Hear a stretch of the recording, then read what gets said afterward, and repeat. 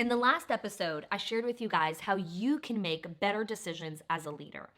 Well, in today's episode, I want to actually share with you my strategies on how you can help your teachers, your regional managers, your parents, if you're the owner, your directors, all people make better decisions. Hi, I'm Hani Wolshansky, mama of four and creator of the School of Excellence system. And I'm on a mission to help early childhood leaders build and sustain schools of excellence. So if you want to create a collaborative culture, build efficient systems in your school, and design an environment that can grow your team, then you're in the right place. In the last 15 years that I've been working in the early childhood field, I've become deeply passionate of helping leaders with their mindset, their skills, the tools, and the strategies to build their schools. So each week, I'll share strategies, advice, coaching, and inspiring interviews. I know that you want to create a ripple effect in your school and your life. So let's do this together. So let's get started with understanding why people struggle with decision making. So here's a hard truth.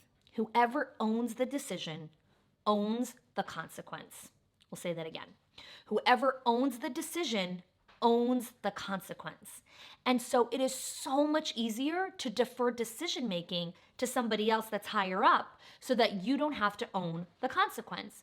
And that's probably the number one reason that teachers, regional managers, directors, executive leaders move the decision making and defer it to somebody else because they don't want to own the consequence of the decision. Today, I want to share with you the top 3 reasons that I know that teachers defer decision making. And if you're an owner who's watching this, these 3 reasons apply also to your directors. All right, so reason number 1, they don't have permission. So through no direct fault of your own, this is just a creature of habit, you have kept all of the power of decision making for yourself. And so even though now you really want other people to take ownership and you want other people to be responsible, they still don't feel like they have permission to make that decision. So that's reason number 1 why our people struggle with decision making. All right, reason number 2, they don't have the confidence. You see, confidence is a result of doing the work and being rewarded with feedback. So if your people aren't making decisions enough, they're not going to have the confidence to make decisions, right? It's this round table situation. They've got to make decisions. They have to make mistakes in order to build their confidence to actually make more decisions. So we need to be able to build their confidence in decision making. Reason number 3, they don't have enough information. Now, clarity is everything. And as we rise in our role as leaders, we hold most of the information. And this isn't malicious intent in any way, but sometimes we leave out or forget to share critical information with our people that they need in order to make a decision. So one of the things that I love to do is spend time in the offices of directors and owners and in the school buildings. And the reason that I do this and still continue doing it till today is because what I learned from observing and spending time in your school is tremendous. And it really helps me continue to create and develop phenomenal content to help you. Now, one time I was in a school building and I was sitting with a director and a teacher came in and said, "Can I take a break now? Is there staffing coverage?" Now, it's a simple decision that she needs to make, right? Super simple question. And the director and I were in the middle of a conversation and she interrupted and she paused and she's like, "Oh, I'm so sorry, I'll be right back." And she went out into her part of the office that had the staffing schedule. And she came to the teacher and she said, "Yes, you could take your break now. Ask Miss Amy to cover in your classroom." And then she came back. Now, the whole ordeal, while it took technically only 5 minutes, it threw the director completely off course. And she was like, "Okay, where were we holding? What were we talking about?" And I said to her, "What if the staffing schedule was in the teacher's room? What if they actually had access to that and they can come in and see for themselves the schedule and who's where and how the coverage works and they can make their own decision?" Now, I know that some of you are watching this and thinking, "Oh, honey, I do that already. I give them so much access to everything and they still come to me." Well, here's the deal. If they're still coming to you, that's on you because you need to put up those boundaries and tell them. Great question on the break schedule. Check the board. You'll see the schedule right over there. And then walk away.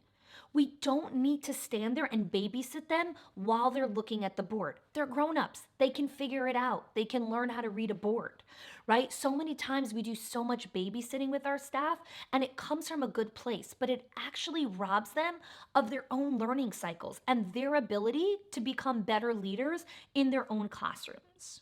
How can we help your teachers make better decisions? Well, the strategy I'm going to share with you today is one that I absolutely love. And it comes from my mentor, as many of you guys know if you're watching this series, is Todd Herman. And he did a guest expert session with our directors in the inner circle several years ago. And one of the things that he shared was the 2-option solution. So let me walk you through that, okay? Let's say a teacher comes to you and says, hey, I need to talk to the cook and I'm so scared to have a conversation with her. We're having this little conflict and she's really scary. Can you just go talk to her and help me figure this out? Now, you're the director, you're hearing this teacher, she might be a new teacher, and you're thinking, yeah, of course I can have the conversation with the cook. Like, I'm not scared of the cook, I got this, I'm a boss lady. And you're thinking, yeah, I feel bad for the teacher, the cook can be a little cranky and whatever it is, like, I'll just have the conversation. Here's the thing, who are you really helping? Like, are you really helping this teacher that anytime she wants to have a conversation with the cook, she needs to come through you? You're actually doing a lot of harm by doing that because we can equip her and give her the skills that she needs to have that conversation with confidence. So here's a different way to go about that, where you're not being the savior or the fixer, but you actually become the navigator. So how do you become the navigator of the conversation? Well, when a teacher comes to you and says, hey, can you help me have this conversation with the cook or whatever it is, you can tell her, that's a really good question. I want you to think of 2 options of how you're thinking of solving the problem. Now, I know some of you may be thinking, she's going to look at me like a deer in the headlights. Yeah, she might. And that's okay. That's the beginning stages of the process. And so you tell her, here, just sit down right here on this couch and think of 2 options of how you're thinking of solving the problem. I'm going to go grab some coffee and I'll be right back. Now, she might be really scared, sitting in your office trying to think of these solutions. But here's what's powerful. You are giving her the greatest gift. You are helping her flex the most important muscle in her body, her brain. Because until now, she is so used to you using your brain to make decisions for everyone in your school. Of course, you're exhausted and tired and overwhelmed and stressed out. You're making decisions for everyone. It's exhausting. Decision making is exhausting. There's a real thing, decision making fatigue. So if we want to give our leaders, our teachers, the tools and the skills that they need to do this, then we have to have a system, okay? So the 2-option solution. Now, another reason why this is so incredibly valuable to do the 2-option solution is because when the teacher actually shares with you those options, you may be thinking, oh dear God, that is what she thinks is a good option to solve this problem. We are in trouble. Well, guess what? Now you actually know what she's thinking in her head. So, for example, we had a teacher come in and ask the director, hey, I need some help with the lunch situation. It's chaos. There's a lot of big problems going on and I need some help, right? And so the director said to her, okay, well, what are 2 ways that you're thinking of solving the problem? Now, the 2 ways that the teacher recommended, one of them was completely not legal or safe. And the second one was really ridiculous.